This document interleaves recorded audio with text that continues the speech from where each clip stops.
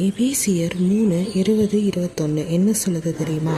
நாம் வேண்டிக் கொள்கிறதற்கும் நினைக்கிறதற்கும் மிகவும் அதிகமாய் நமக்குள்ளே கிரியை செய்கிற வல்லமையின்படியே நமக்கு செய்ய வல்லவராகிய அவருக்கு சபையிலே கிறிஸ்து இயேசுவின் மூலமாய் தலைமுறை தலைமுறைக்கும் சதா காலங்களிலும் மகிமை உண்டாவதாக.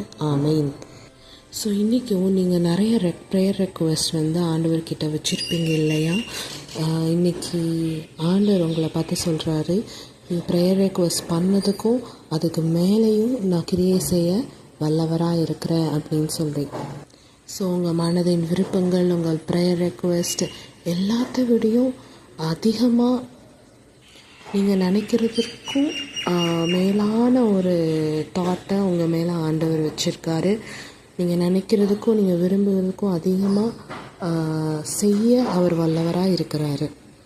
ஸோ அப்படி செய்கிற இயேசு கிறிஸ்துவை நம்ம தலைமுறை தலைமுறைக்கும் சதா காலங்களிலும் அவருக்கு மகிமை உண்டாவதாக. ஆமேன்.